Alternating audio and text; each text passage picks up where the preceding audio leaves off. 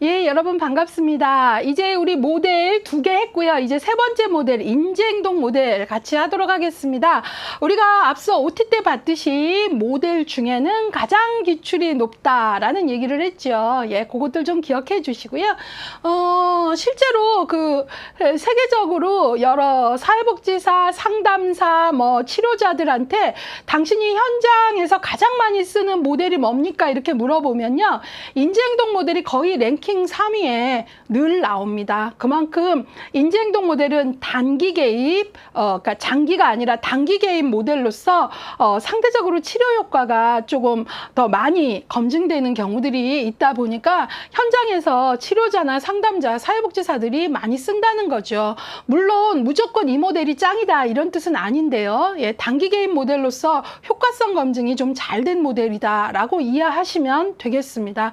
기본적으로 기술의 핵심은 이 케이스에 맞는 방법을 선택 적용하는 거예요. 그러니까 어떤 클라이언트에게는 장기 개입으로서의 정신 분석이 필요한 케이스도 있고요. 예, 어떤 경우는 단기 개입이 필요한데 상대적으로 인지행동 모델은 단기 개입 모델로서 효과성에 대한 검증력이 좀 좋다 보니까 현장에서 많은 치료자나 사회복지사, 상담사들이 선호하는 모델이다. 이 정도 좀 이 모델에 대한 소개를 하고 시작하도록 하겠습니다.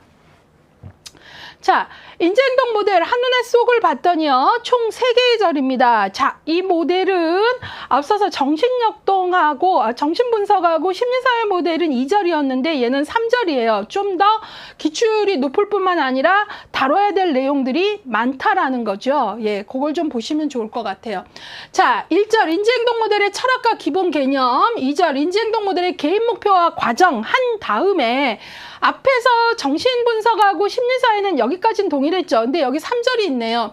인지행동 모델의 개입 기법이 나와요. 제 모습 한번 봐주세요. 귀로만 듣는 분들은. 자, 인지행동 모델은요. 인지행동 모델이라는 커다란 지붕 아래에 여러 학자들이 있어요. 그리고 시대별 학자들의 어떤 흐름들도 있고요.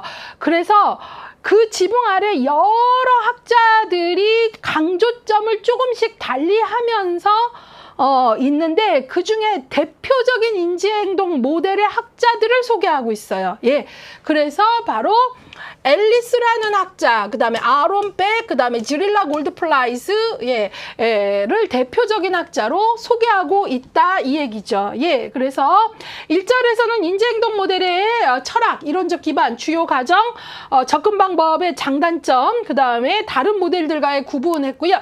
22회 요 바로 전에 어디서 기출됐냐? 인지행동 모델의 이론적 기반에서 기출이 됐고 별 하나 달아드렸네요. 자, 개인 목표와 과정에서는 인지행동 모델의 개입의 특징, 이 모델 제가 장기 개입이라 그랬나요? 아니요, 단기 개입이라 그랬죠.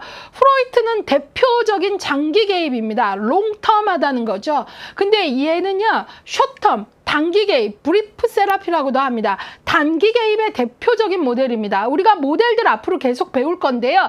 단기 개입의 대표적인 모델로 위기 개입 모델, 인지행동 모델 이런 것들이 있고요. 뒤에 가서 배우는 과제 중심 모델도 단기 개입이에요. 예, 그래서 인지행동 모델의 개입의 특징, 단기 개입 모델이다부터 시작을 해서 프로이드에 대한 명확한 비판을 가지고 시작한 모델이에요. 앞서서 배운 심리사회 모델은 프로이드의 어떤 부분은 계승 발전시키면서 왔다면 이 모델은 프로이트의 장기 개입을 비판하면서 시작됐어요.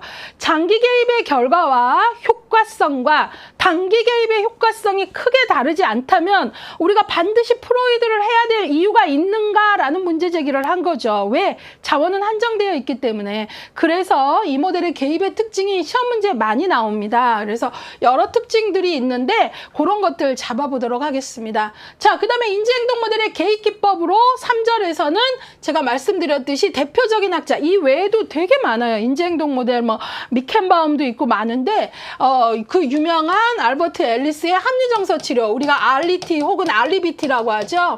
이거, 그 다음에 아론 백의 커그니티브 세라피, CT, 그 다음에 주릴라 골드플라이스의 문제 해결 치료 해갖고 요것들을 대표적으로 보고, 그 다음에 기타 인지행동 모델이 쓰는, 인지행동 모델이라는 커다란 지붕 아래 여러 개별 모델이 있는데 그중에 우리는 요 정도 대표학자만 봤는데 그 외에도 이 모델의 대표적 기법이 있다는 거예요. 그것들을 이제 또 기타로 소개하고 있고요. 여기 별 3개 넣어드렸고 22회 여기서 기출이 됐다라는 얘기죠. 예, 그래서 그것들 좀 보고 가고요. 인지행동 모델의 기출 경향을 좀 살펴보도록 하겠습니다. 여러분들 교재 63쪽이지요. 예. 최소 2문제, 많게는 4문제까지 출제되고 있다. 그러니까 모델 중에는 기출이 가장 높다. 인지행동 모델이 이론적 배경이 되는, 이 모델의 이론적 배경이 되는 건 행동주의 이론, 예, 그 다음에 인지행동, 행동주의 이론이기 때문에 인행사에서 배운 행동주의의 강화니, 처벌이니, 속언이 이런 문제 여기서 또 나올 수 있어요. 예.